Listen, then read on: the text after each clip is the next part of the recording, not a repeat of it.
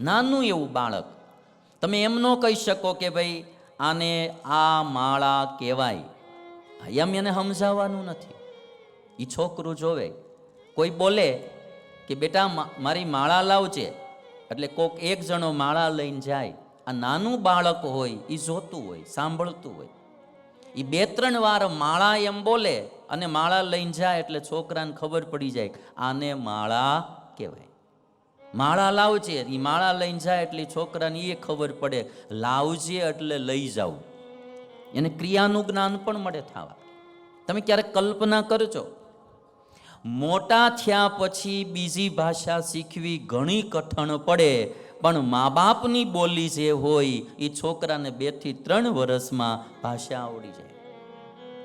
જેવું ભાષાનું છે એવું જ સંસ્કારનું પણ છે. જે સંસ્કાર મા બાપમાં હોય એ એના બાળકોમાં સ્વાભાવિક સેજે આવી જાય. અમારા મંડળોમાં બી એવું હોય. અમારી જે રીતિ હોય નાનાને કેવી ન પડે, એ ઓટોમેટિક એ માહોલમાં એનામાં એ સંસ્કારો ઓટોમેટિક આવે. એટલે આ બધા પરિવારો બહુ સાત્વિક અને સારા છે. ખાસ કરીને અમારે રમેશભાઈ રવજીભાઈ પાવસિયા, એમનો પરિવાર બી યજમાન થયો છે. સાથે સાથે અમારે જયરામભાઈ જોધાભાઈ ચૌહાણ, આ પરિવાર પણ બહુ સારો. એમના દીકરા તો સ્કિનના ડૉક્ટર છે. જયરામભાઈના બહુ સારા ભગવદીય છે. આ પરિવાર પણ ખૂબ ભાવનાવાળો છે. અને આ બધા જ પરિવારોની સાથ સહકારથી આ સુંદર મજાનું કથાનું આયોજન થયું. અને આ કથા, ભાગવતની કથા નૈમિષારણ્ય ક્ષેત્રમાં સુત પુરાણી શૌનકાદિક મુનિઓને સંભળાવે છે. અને ગંગા નદીને કિનારે સુખદેવજી મહારાજ રાજા પરીક્ષિતને ભાગવતની કથા સંભળાવે છે. પરીક્ષિત રાજાએ પહેલો પ્રશ્ન પૂછ્યો કે જેને માથે મૃત્યુ હોય એણે શું કરવું? સુખદેવજી મહારાજ કહે છે કે એણે ભગવાનનું ભજન કરવું. અને પછી પરીક્ષિત રાજાએ સૃષ્ટિ વિષયક પ્રશ્ન પૂછ્યો કે આ બ્રહ્માંડની સૃષ્ટિ કઈ રીતે થઈ? સમયની ગણના અને સૃષ્ટિનો ક્રમ ભાગવતના 3ય સ્કંદમાં વ્યાસ પ્રભુએ લખ્યો. એમાં વ્યાસ પ્રભુ કહે કે બ્રહ્માજીની 100 વર્ષની ઉંમર, એમાં આ જે બ્રહ્માંડ છે એ બ્રહ્માંડના જે રચયિતા બ્રહ્મા, એ બ્રહ્માની 100 વર્ષની ઉંમર, એમાંથી 50 વર્ષ વ્યતીત થઈ ગયા. અત્યારે બ્રહ્માજીનું 51મું વર્ષ ચાલે છે. અને 51મા વર્ષનો પહેલો દિવસ બ્રહ્માજીનો ચાલે છે. બ્રહ્માજીના એક દિવસને કલ્પ કહેવામાં આવે. બ્રહ્માજીના એક દિવસને કલ્પ કહેવામાં આવે.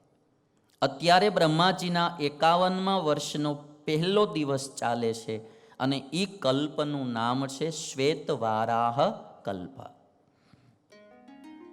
અત્યારે જે સમય ચાલે છે એનું નામ છે શ્વેતવારાહ કલ્પ. એક કલ્પમાં 14 મનુઓ રાજ કરે. 14 મનુનું રાજ જાય ત્યારે એક કલ્પ પૂરો થાય. તો બ્રહ્માજીના આ શ્વેતવારાહ કલ્પમાં પ્રથમ જે મનુ થયા, જેને સ્વાયંભૂ મનુ કહેવામાં આવે. આ સ્વાયંભૂ મનુ જે છે એના સમયમાં એક મનુનો જે સમય છે એને મન્વંતર કહેવામાં આવે. અને સ્વાયંભૂ મનુના સમયમાં જે ભગવાનના અવતારો થયા એની કથા 7મ સ્કંદ સુધી વર્ણવવામાં આવી છે. 7મ સ્કંદ સુધી જે ભગવાનના અવતારની કથા લખી એ સ્વાયંભવ મન્વંતરમાં થયેલા ભગવાનના અવતારો છે.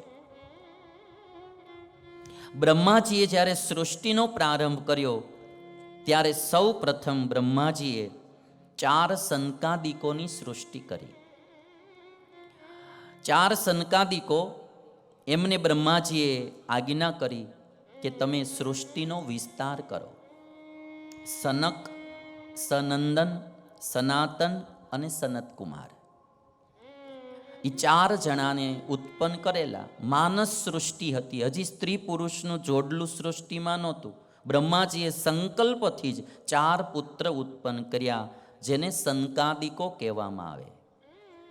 સનક પહેલા છે એટલે સનક આદિ એટલે સનકાદિ એમ કહેવામાં આવે. સનક, સનંદન, સનાતન અને સનતકુમાર, આ 4 બાળકો ઉત્પન્ન કર્યા. બ્રહ્માજી કહે છે કે તમે સૃષ્ટિનો વિસ્તાર કરો, પણ સનકાદિકોએ કહ્યું કે અમારે તો ભગવાન ભજવા છે, સૃષ્ટિમાં જોડાવું નથી, ના પાડી દીધી. ત્યારે બ્રહ્માજીએ બીજા 10 માનસ પુત્ર ઉત્પન્ન કર્યા, અને એમાંના પહેલા પુત્ર એ નારદજી હતા. નારદ મરીચી, અત્રિ, અંગીરા, પુલત્સ્ય, પુલહ, ક્રતુ, ભૃગુ, વશિષ્ઠ અને દક્ષ, આ 10 માનસ પુત્રોની સૃષ્ટિ બ્રહ્માજીએ કરી.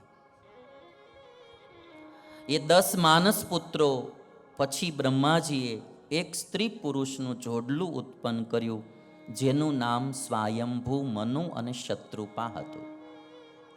આ પહેલું વહેલું સ્ત્રી પુરુષનું જોડલું ઉત્પન્ન થયું, સ્વાયંભૂ મનુ અને શત્રુપા.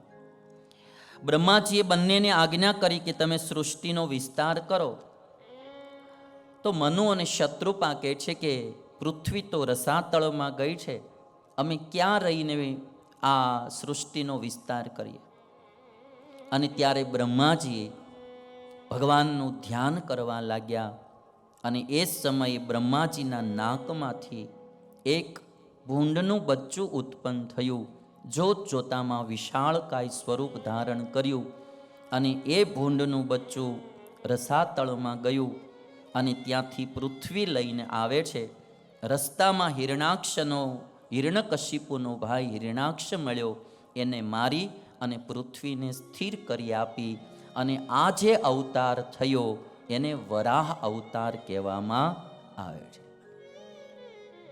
પહેલો વહેલો સ્વાયંભવ મન્વંતરમાં અવતાર થયો એ વરાહ ભગવાનનો અવતાર થયો, પૃથ્વીને રસાતળમાંથી લાવવા માટે. અને ત્યાર પછી જે આ મનુ અને શત્રુપા હતા, એ બંને થકી 3 કન્યાઓ ઉત્પન્ન થઈ, દેવહૂતિ, આકુતિ અને પ્રસૂતિ. 2 દીકરા ઉત્પન્ન થયા, ઉત્તાનપાદ અને પ્રિયવ્રત. દેવહૂતિના વિવાહ કરદમ મુનિ સાથે કરવામાં આવ્યા, અને કરદમ મુનિ અને દેવહૂતિ થકી 9 કન્યાઓ ઉત્પન્ન થઈ, અને એક પુત્ર ઉત્પન્ન થયો, જેનું નામ કપિલ પાડવામાં આવ્યું.